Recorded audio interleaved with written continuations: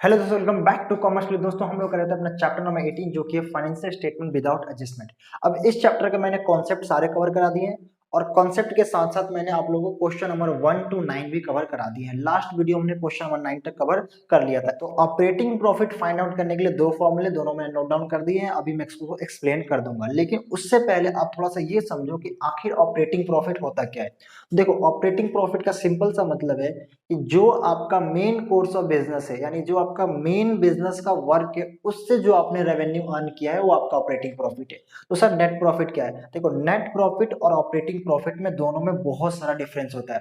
देखो, net profit का मतलब होता है total profit of the business, whether वो मेन कोर्स से आपने कमाया हो और अदर आपने किसी इनकम से कमाया हो, टोटल इनकम। सपोज मैं ये मार्कर सेल करता हूं, अब इस मार्कर को मैंने सेल किया और मैंने कुछ प्रॉफिट अर्न किया, सिर्फ और सिर्फ इस मार्कर के बिजनेस से जो मैंने प्रॉफिट अर्न किया वो मेरा ऑपरेटिंग प्रॉफिट है, क्योंकि मेरा मेन कोर्स ऑफ बिजनेस क्या है, इस मार्कर को सेल करना है। लेकिन इसके अलावा भी मेरी कंपनी ने कुछ पैसे अर्न किए, कहीं से रेंट मिल गया, कहीं हमने अपनी कंपनी के फिक्स एसेट को सेल किया था, वहां कहीं गेन हो गया, हमने कहीं इन्वेस्टमेंट किया था, वहां से इंटरेस्ट अर्न हो गया।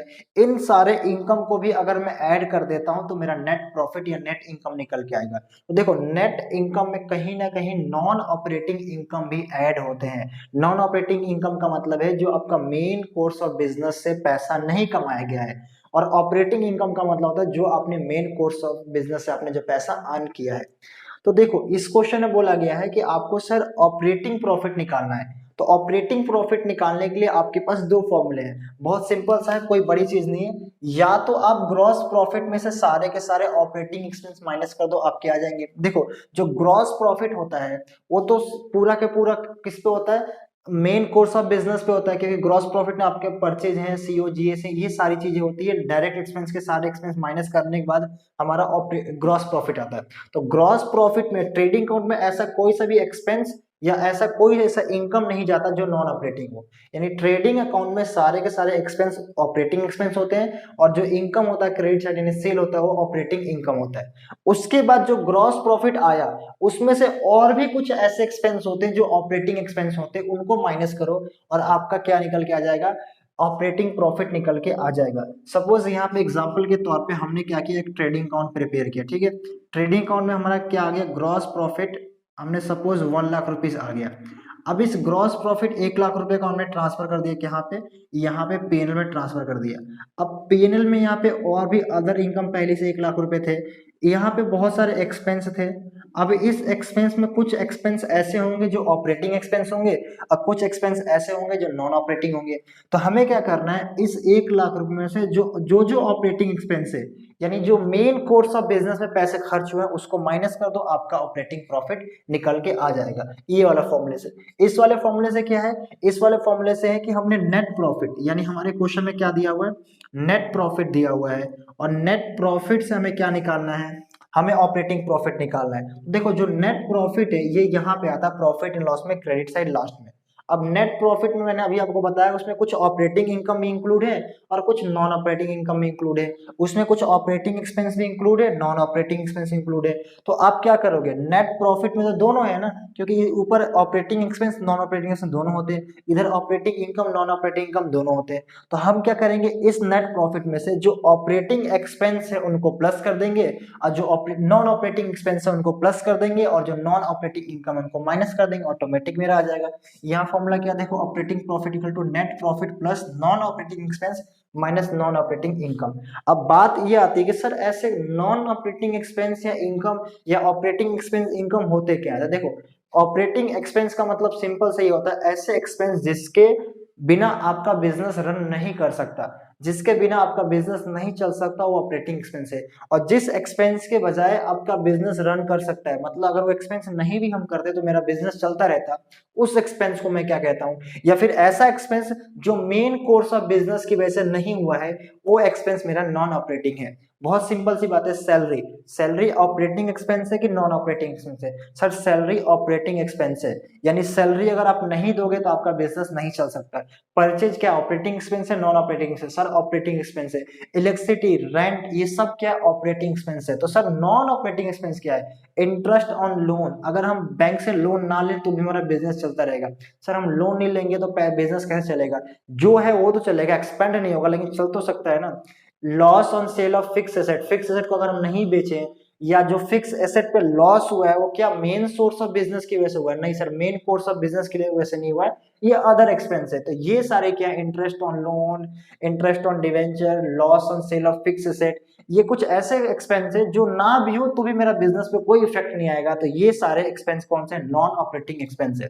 अब बात आती थी सर नॉन ऑपरेटिंग इनकम क्या होते हैं? ऐसे इनकम जो मेन कोर्स ऑफ बिजनेस है नहीं है।